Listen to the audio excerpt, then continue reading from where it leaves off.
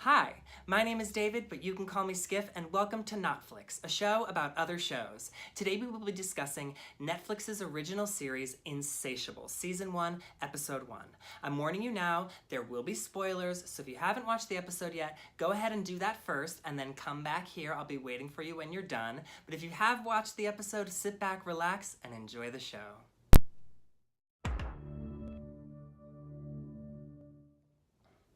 Okay. So as far as pilots go, I think this show did a really good job at introducing us to all the main characters that we're going to need to know for the rest of the season.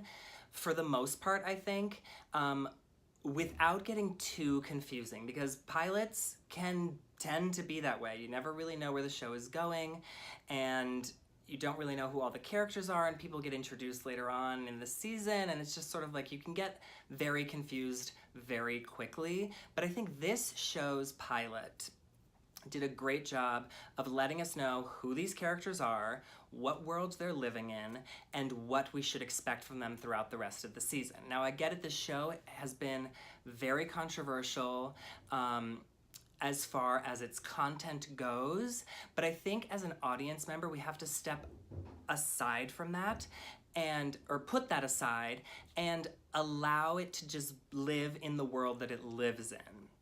So we're introduced right off the bat to Patty, who is our lead character, who is overweight and has been bullied throughout her entire life for the way that she looks. Now, is that right?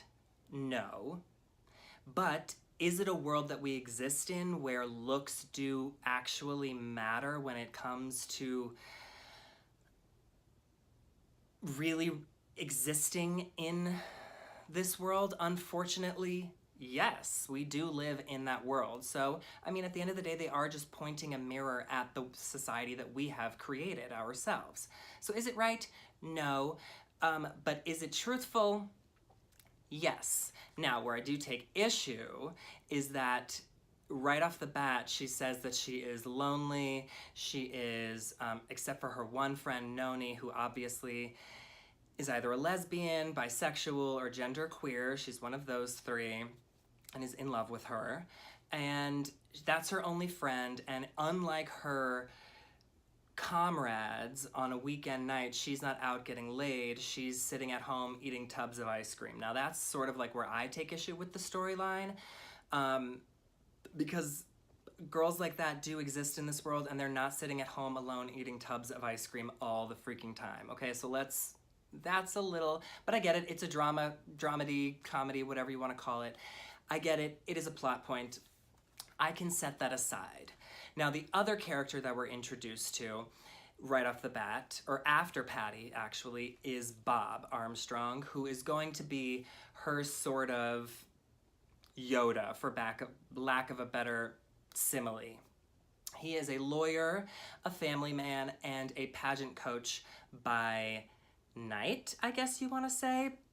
Now, he gets disgraced by one of his beauty queens, by the mother of one of his beauty queens, actually, by saying that he is a molester. So now we flash forward when actually, in fact, he is not. So we flash forward 3 months. Oh, that's not true. Hold on. So Patty decides that she needs to lose some weight or try to fit in or go on a diet. She says early on in the show that she's been on a diet. She went on her first diet at 8 years old. So she starts fasting, which is never a great way to lose weight. It is not healthy. It is basically an eating disorder. So you shouldn't be fasting. And she faints in gym class. And the hot boy in school, who happens to be Bob Armstrong's son, Brick, comes over to her and checks to see if she's okay. And of course, you know, Patty has stars in her eyes. And so later that night, her and her best friend are at the convenience store, or the liquor store, I guess. I don't really know what it was. Liquor store, convenience store, whatever. Because Brick apparently goes there every single night and buys liquor. How he's getting booze, I don't know, but he is. Maybe it's a small town and they don't really care about that stuff. unbeknownst to me, and it's never really explained, but she asks him out and he rejects her by basically saying like, wow, like you thought because I was nice to you that I should go out with you? Wow. So she gets a chocolate bar and she's sitting outside on the curb, and a homeless man comes up to her and asks her for a chocolate bar or some money, and then he calls her fatty, so she punches him in the face and then he punches her back. Flash forward 3 months. Bob can't get a client as a lawyer, and nor can he get any beauty queens to hire him to be their pageant coach. And he gets told by his father, who I guess they are partners in this law firm together, that they're going to do a pro bono case for this girl who got punched by a homeless guy, blah, blah, blah, blah, blah. This is how we get our two main characters together. He's gonna do this arraignment for Patty for punching the homeless guy. Now, come to find out, the homeless guy, when he punched her back, has broken her jaw, so she had to have her jaw wired shut, which in turn allows her to lose weight. We don't find that out right now, but I mean, cognitive reasoning should allow you to put those two things together, that her jaw was wired shut, she was put on a liquid diet, so she lost weight, which is now our inciting incident for the rest of the season. So he meets her for the first time at the courthouse. He's like, oh my God, you're beautiful. I want to, we're gonna change our thing. The way that he was going to argue the case. So he's, instead of a plea deal, he wants to fight it and plead not guilty and say that it was self-defense, because in his mind, I guess, and he literally says, pretty girls don't have to settle.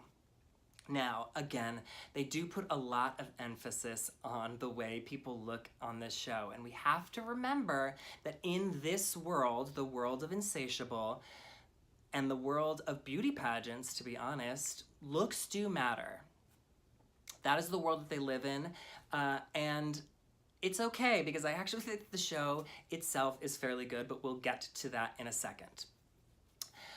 So they win the case, right? And now Patty has had a taste of this sort of vengefulness or being able to get what she wants due to the way that she looks, because she's never been able to do that before in her life.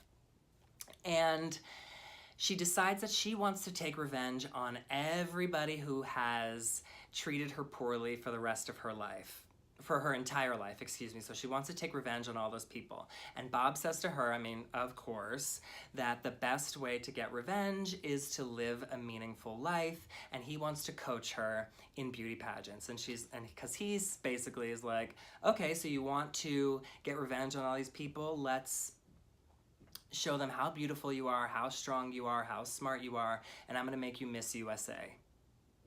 Sure, okay, why not? I don't really see any problem with that.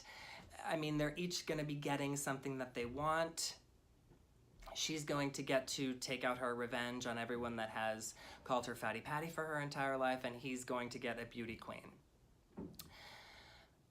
So, I mean, this is where I think, like, the show gets a little bit mucky, or at least this episode. It could have probably ended here, because the episode was 42 minutes long, and it seems like all the episodes are going to be 42 minutes long. But, you know, obviously, Brick is going to be come enamored with her because he sees her for the first time at his house, blah, blah, blah. That is obviously going to be happening. And I don't know. Let me check my notes. Give me 1 second. We are experiencing technical difficulties. Please stand by.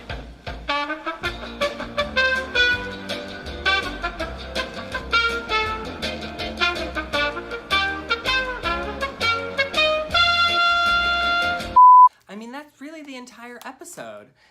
It seems like to me that they really think that the other, as far as like Patty and Bob goes, is going to be changing their lives for the better. Now, where the show gets a little bit problematic, I think, is the emphasis on the way that you look being so important. Unfortunately, that is the reality of the world that we live in today. But they are like placing a lens on us and making us look at ourselves. Fine. Okay, I get it. I don't think that they actually are fat shaming anybody. But I know that has been a big argument on the internet, and it's also being called the worst Netflix show ever created. And I also think that is incorrect because the show itself is very funny and very clever. And I mean, aside from like the excessive amount of sexual innuendos throughout the first episode, it is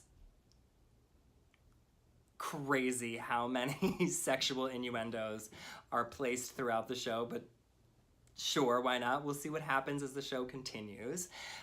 So the emphasis on being beautiful, I think they're hitting it really hard with that note, and that you can sort of get what you want as long as you're beautiful.